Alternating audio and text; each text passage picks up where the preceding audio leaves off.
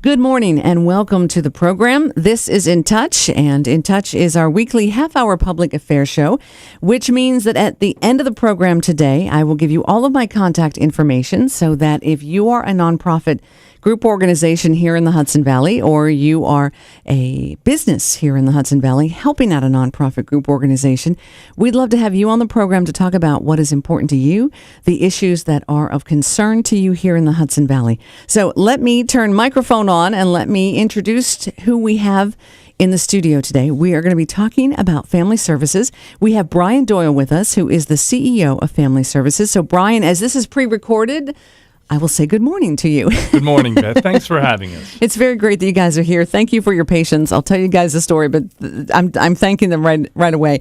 Sharon Doan is here. She is the Director of Forensic Services and Crime Victims Assistance at Family Services. Sharon, again, good morning. Thank you for being here. Good morning, Beth, and thanks for having us. I've just so you guys know, I think we've moved around 5 studios. Okay, that's a slight exaggeration, but I want to thank you guys very much for your patience in moving around the studios. So Family Services, I am, obviously I know of the organization. Every time that I have a conversation with someone about Family Services, it is amazing all that they do, all that you guys do, the number of programs that you have. But I'm not the best one to speak of that. So Brian, you are. So when we talk about Family Services as we are today, let's kind of build the foundation so that as we talk about the events, people understand really all that Family Services does. Thank you, Beth. Yes, Family Services has been around for over 135 years, and, it's changed in terms of its programs and services, in conjunction with the changing needs of the community. Today, we do have quite an array of services that focus on some of them youth, after-school programs for elementary schools, students, teens.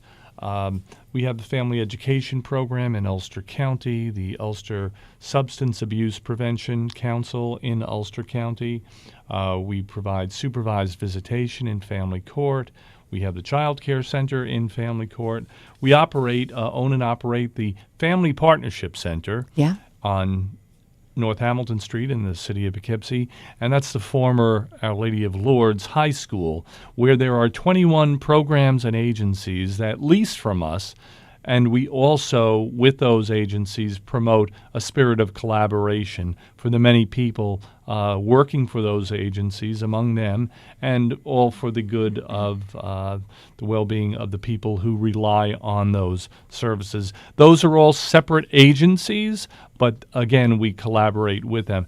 And then we have forensic services, and then victim services, which is a significant segment of the services that we provide, specifically victims of crimes, sexual assault, and other crimes, such as it could be, assault or burglary, or even support extended to victims of families who have been victimized by a loved one having been murdered. And then domestic violence services as well, concentrating on the victims and survivors of domestic violence and providing them support and working collegially with various organizations, the DA's office, the police jurisdictions, probation, and other entities, again, or all toward the support of victims of domestic violence, as well as in an effort to raise public awareness and, move public policy around domestic violence. So with that, Sharon is with us, of course, to talk about the specific programs that she oversees and the Walk a Mile in Her Shoes event that we're going to be sponsoring on October 18th, which is a Saturday, and in partnership with All Sport Health and Fitness. And I must say that we booked this show a while ago, but with the topics that are going on nationally with Ray Rice, and the varying opinions and the dialogue, let's say, that is going on, it has been, I think, is a very powerful dialogue to have. That's what I think. And of course, then you look at, and obviously we're not focusing on the NFL, but the NFL have some other players that have been charged with domestic abuse and are still playing. And so that has come up with into the dialogue. And I don't know if either of you saw Hannah Storm on ESPN did an amazing, I thought, a very powerful, I don't even think it lasted a minute and a half, saying, what do I say to my daughters? I saw that, and it was very powerful. Yeah. She says, what do I say? Why does he still have a job? Why isn't he fired? And she brings up, and unfortunately, you would think you wouldn't need to go this far in an argument, but you do. You need to go into the argument of economics, of the number of female NFL fans and the amount of money that they bring to the NFL table. That, what does the NFL stand for? And when she says, what does zero tolerance mean? Mm-hmm. And the way she says it is you just stop, because I just found that was very powerful. I teared up when I watched it because she really is, what does the NFL stand for? Mm-hmm. It was a very powerful commentary. I have to tell you, though, Beth, that when I saw that, one of the things that ran through my mind is that was being spoken by a woman, which is very important, but there needs to be a recognition that, this is not a woman's issue. This is a men's issue, and this is something where we are calling upon men to step up and really speak out against rape, sexual assault, and other forms of gender violence. Yeah. That's very powerful, and you're right. And it just, like I said, it's been this whole dialogue. So Sharon, and as you guys are sharing the microphone, pull that down just a little bit more so you'll be a little bit more comfortable. And as when we introduced you as the Director of Forensic Services and Crime Victims Assistance, and you join in on the conversation about what it is that all that you do and all the good work that you do. And as Brian said, and I have to say,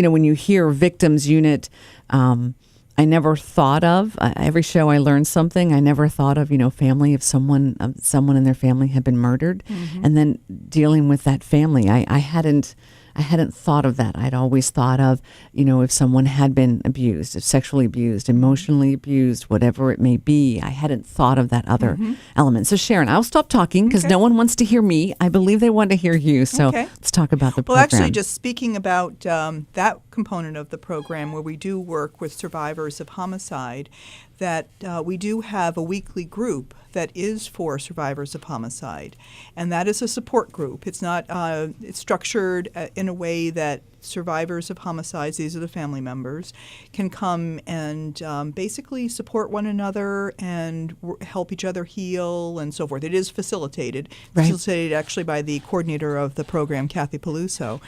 And people who come to that find that to be very useful. So I just put that out there because if there may be other people, of course, who might be interested in that.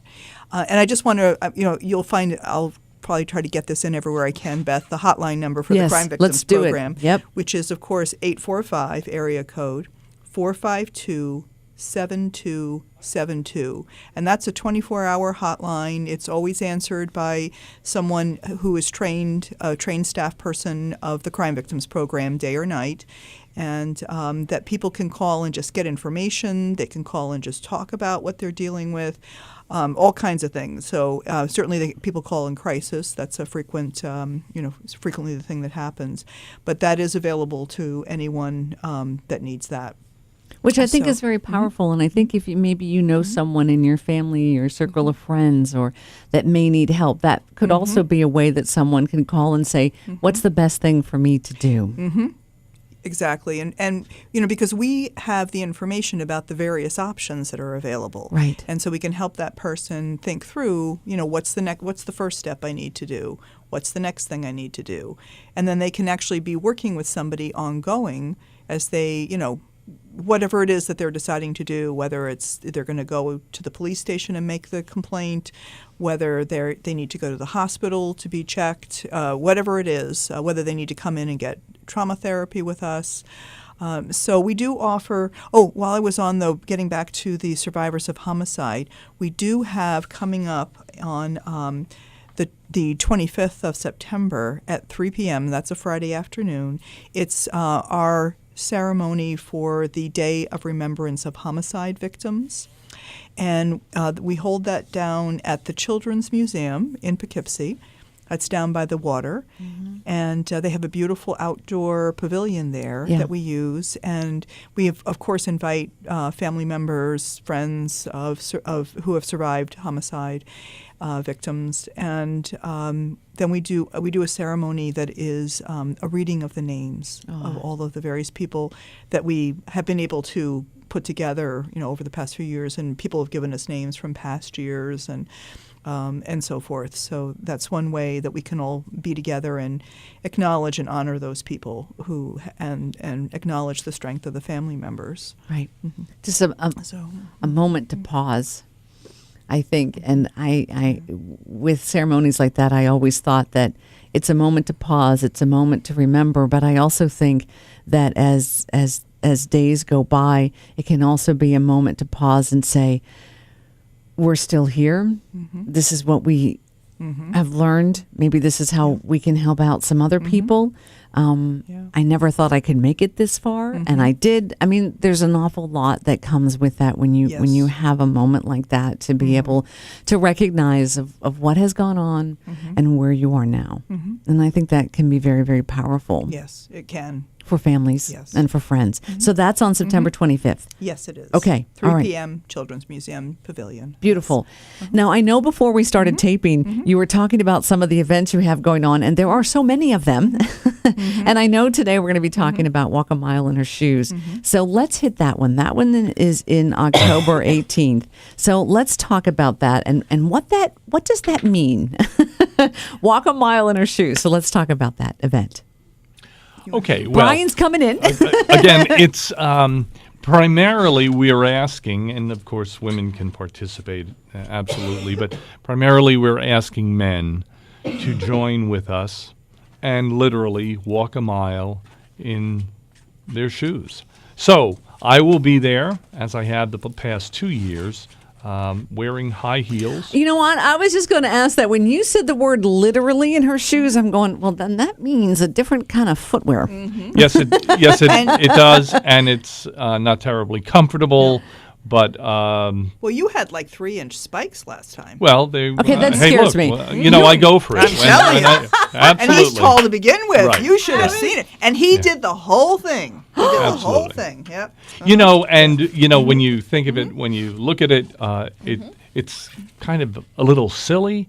But the point of it is to make the point that men are committed to eliminating sexual assault, rape, and gender violence. And as I said earlier, because it's a men's issue, it's going to take the resolve of men to do this. And certainly women deserve our support in this quest. So anyway, it's going to be a great event. It'll be at the All Sport campus, if you will, the Health and Fitness Center down in Fishkill. Yeah, for anybody that hasn't been there, it's a beautiful outdoor park that they have. I was going to say, I haven't been there. It's an amazing facility. It's remarkable. You should see this facility. It's just an amazing place. You pass it and you see the sign on Route 9. And that's But if you go into the facility, it's got a huge outdoor park. So we will be walking there, and we'll walk a mile. And for those men who want to participate, but they may be a little bit iffy about wearing high heels, we'll have flip-flops as well, decorated, that they can use as well. Or they can just wear their own shoes decorated. Yeah. We'll have ribbons and stuff like that. Or people could just put that on. But right. Gotcha. So we are hoping to enlist, many, many men, hundreds of men, to do this. This is the 4th year that it has taken place, but it's being done in a way that's bigger. We're putting a lot more effort into it from our development department. We've enlisted sponsors. HealthQuest is a presenting sponsor. Oh, great. And then, of course, Townsquare is a media sponsor, as well as the Southern Dutchess News Beacon Free Press. And we have other sponsors, the Rhinebeck Bank, Hudson Valley Federal Credit Union, Bridgeway Federal Credit Union, all of whom are supporting this Which is effort. great. It's wonderful. And as a matter of fact, the branch manager for Rhinebeck in Fishkill, Andrew Trevero, he's heading up the event committee. Yeah. And he's putting his everything into it. And then we have people from Marist College, Freddie Garcia, the presidential fellow out of Dr. Murray's office. Yes. He's getting behind it. Jordan Bell, faculty member at Dutchess Community College. And we hope to make further inroads in enlisting people to walk. So essentially, people can walk. People can seek sponsors who will, pay so much for every step or every blister. mile. Every blister? I was going to say, I was going to ask you that. If you walk the mile in the high heels, how were you walking the next day? Were you okay?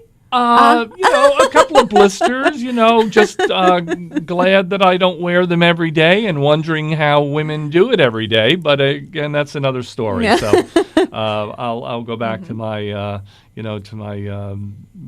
sneakers.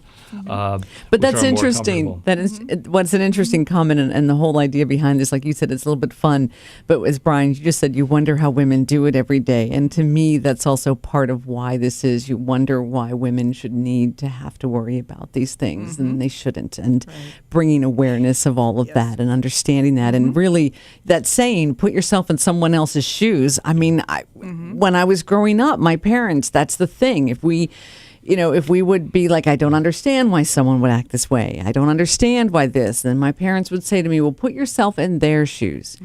And maybe you will see it differently. Right. Maybe they were having a bad day. Maybe it was a bad moment. Maybe it was a bad, whatever it may be. My parents would always say that. And that's what came to mind when you walk among the shoes. You put yourself literally, as you said, someone's shoes. And this is something, and as you said, it's been on the news recently.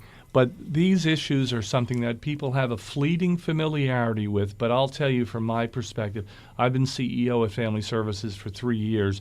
And while I had an awareness of these issues, people like Sharon and Joan Crawford, Leah Feldman, Kathy Peluso, and others who are professionals who have been at this for years and years have provided me with much greater insight into all of these issues and the depth of the problems that they represent in society.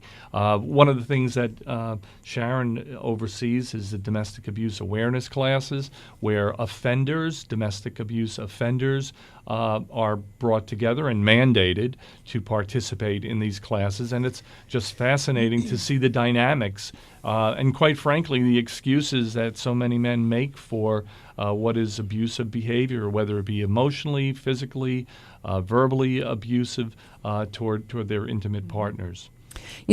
Part of the national dialogue that has been going on after the whole Ray Rice is the fact that there have been some other survivors of domestic abuse who have written on their blogs or who have tweeted with the hashtag of why I stayed. They're not staying any longer, but they talk about that and they give a different viewpoint because I forget the individual talked about it. They said, people tend to say, well, why would you stay? But it's not that easy.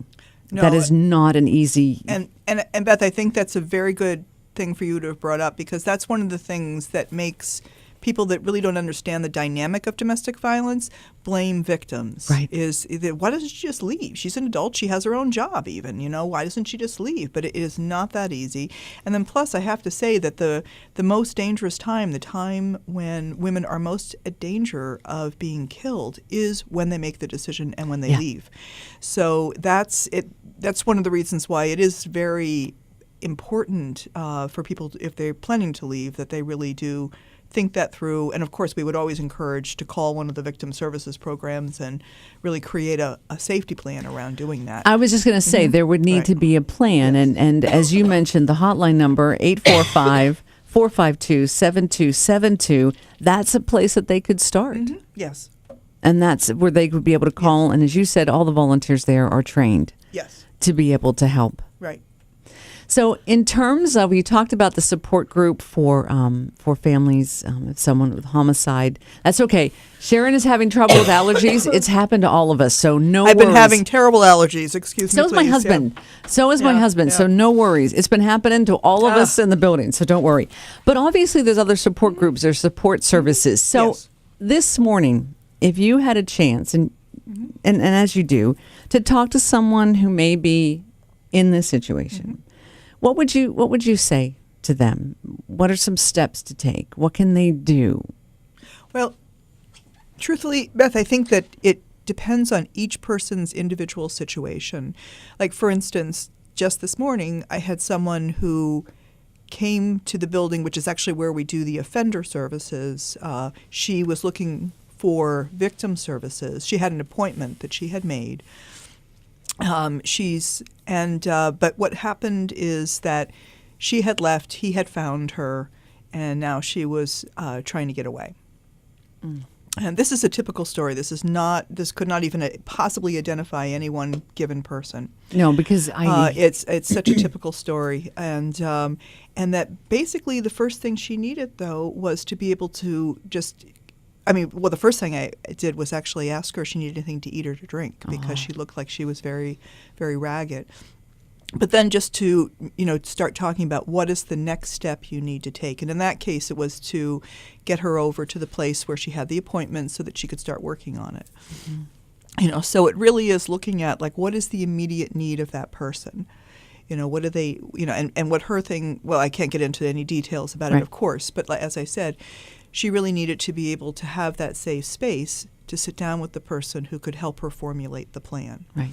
And that's what you guys offer, and that's what I think is important. And as you mentioned, it's obviously each individual person has different worries, different concerns, are in a different situation. There is not one that is the same, but I think it's powerful that there is an organization that is there. Yes.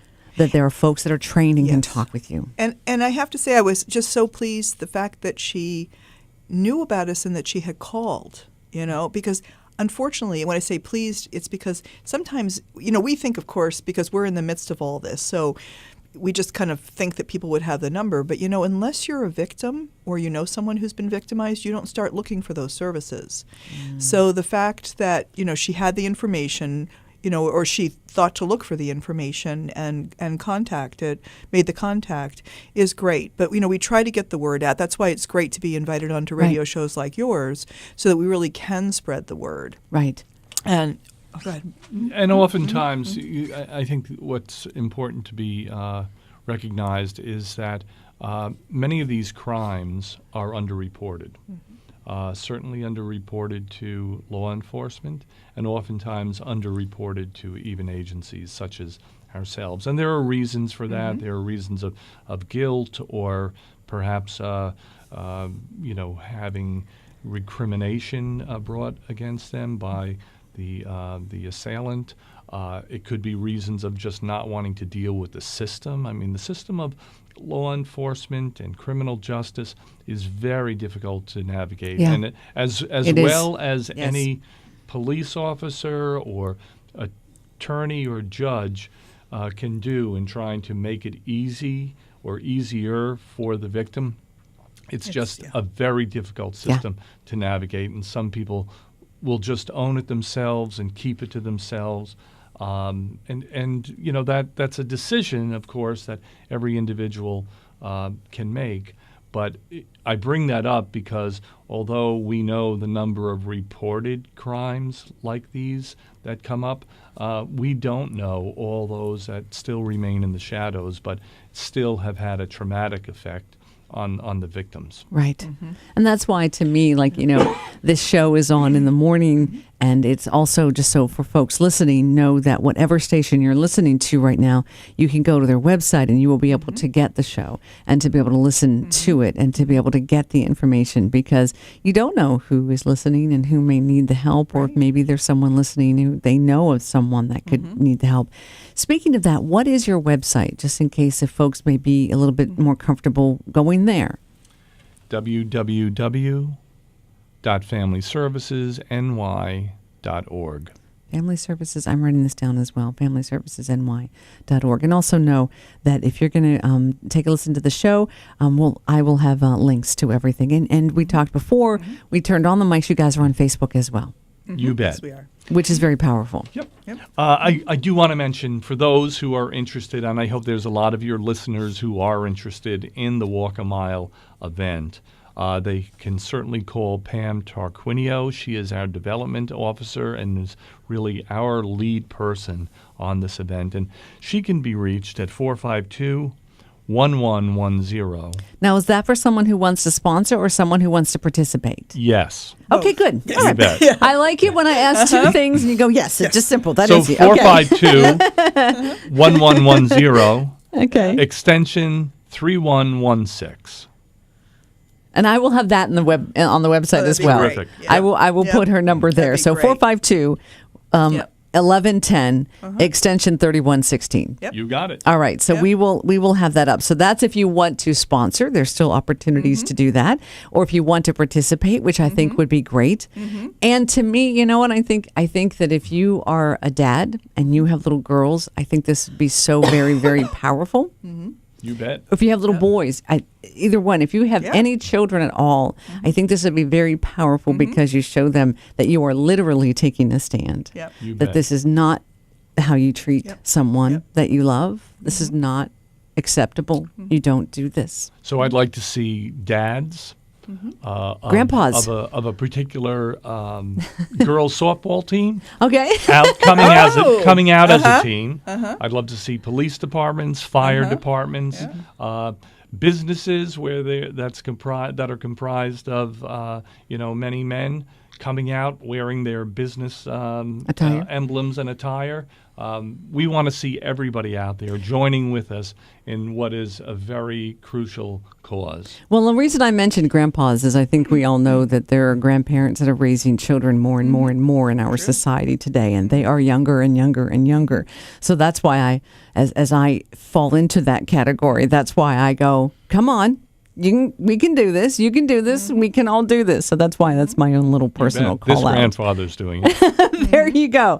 That's great. So, guys, we have about 2 minutes left. Believe it or not, it goes very quickly. You guys are going to have to come back because there's so many programs in family I services. think we've barely scratched the surface. That's what Yeah. That's what I mean. 30 minutes at the beginning, you go, whoo, this is a long time. But it really isn't. So I need closing comments. So, Sharon, final thoughts from you that you'd like to leave with folks this morning.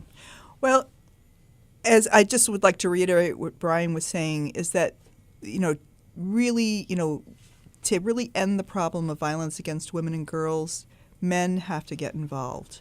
And we know that there are so many good men in our community, Right. and we really, whether it's this event or other things or in different ways, but that it really will take that in order to make that level of change.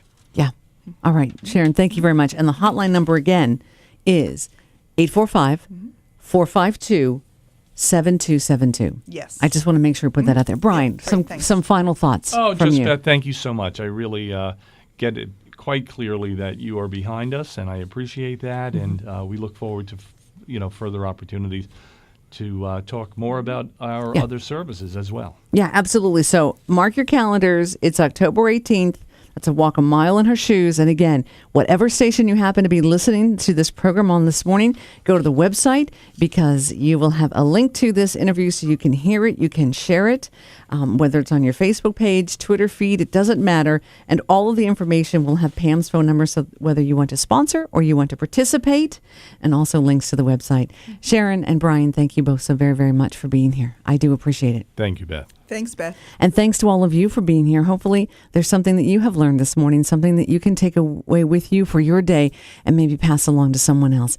If you want to be on the program to talk about what is important to you, here's how you can get a hold of me. My phone number here is 845-471-1500, extension 159.